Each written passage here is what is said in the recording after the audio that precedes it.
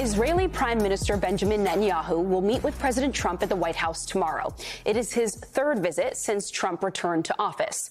Public pressure is mounting now on Netanyahu to secure a permanent ceasefire and end the war in Gaza. Trump said there could be a deal this upcoming week, which includes Hamas releasing hostages and both Israel and Hamas stopping fighting. Trump is also expected to take a victory lap after the joint Israeli-U.S. assault on Iran's nuclear facilities.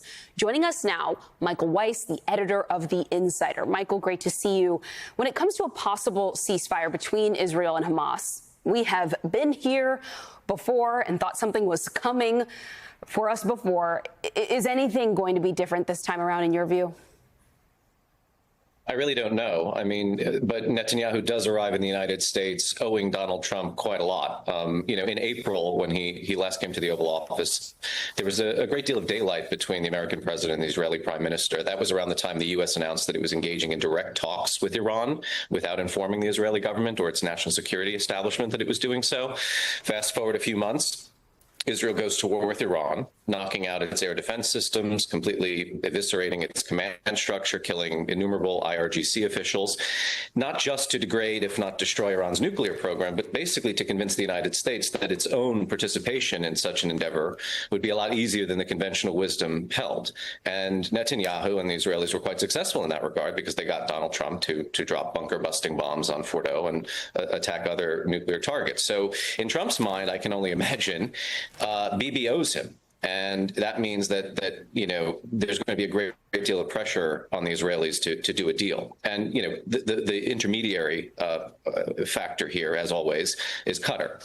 And Qatar took the brunt of Iran's retaliation for U.S. bombing of its nuclear facilities, and the United States launched the largest Patriot interceptor campaign in history to protect our largest airbase in the Middle East. So I think, Trump sees the Qataris as sort of on his side in this regard, and there's going to be a great deal of pressure. You have 50 hostages remaining in Gaza, 20 of them still alive, so 30 corpses that want to be, or the families rather, want these people, the bodies of their loved ones returned home. And this war has dragged on for far too long, according to many Israelis who protest against it.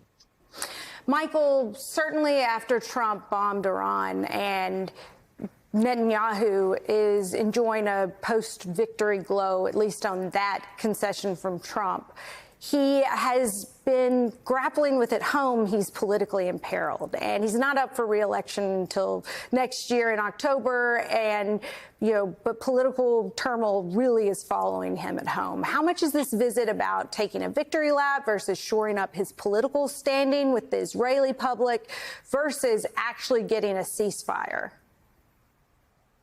I think it's probably more his own political survival and fortune. I mean, you had Trump kind of conduct this bizarre intervention suggesting that corruption charges against Netanyahu and Israel should be dropped.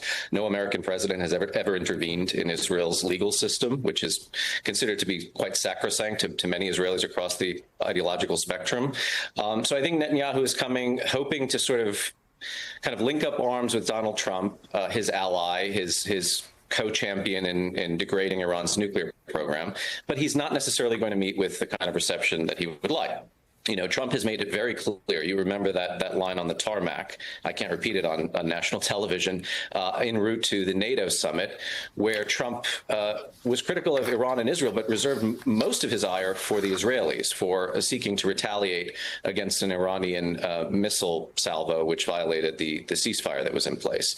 So Donald Trump has made it very clear he wants the wars in the Middle East to end. And I think anybody who crosses him in this regard is going to meet with a great deal of furor from him. Trump has also said that he wants Russia's war in Ukraine to end. And this week, Trump spoke on the phone with Ukrainian President Zelensky and also with Russian leader Vladimir Putin. Let's listen to what Trump said about that call. I'm very disappointed with the conversation I had today with President Putin, because I don't think he's there. I don't think he's there. And I'm very disappointed. So, Michael, Trump says he doesn't think Putin is there, whatever that means. Will Trump actually put any pressure, in your likely estimation, on Putin to do anything, to come to a ceasefire agreement or otherwise, scale back his war on Ukraine. Yeah, I mean, if only there was something that the commander in chief could do to demonstrate his disappointment and displeasure with the Russian president.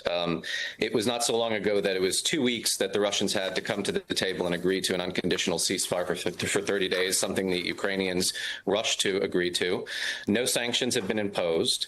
And just this week, we found out that the Department of Defense, particularly a guy called Elbridge Colby, put a halt to weapon systems, critically Patriot interceptors that are very badly needed right now because the Russians have been bombarding the Ukrainians at a rate that they haven't since the full-scale invasion began in 2022, put a halt to these systems, even though they had been licensed or agreed to be sent by the Biden administration. Donald Trump could reverse that decision with the stroke of a pen or a phone call. He hasn't yet. So I'm kind of getting weary and tired of hearing Donald Trump is growing annoyed or tetchy with the Russians. Do something about it.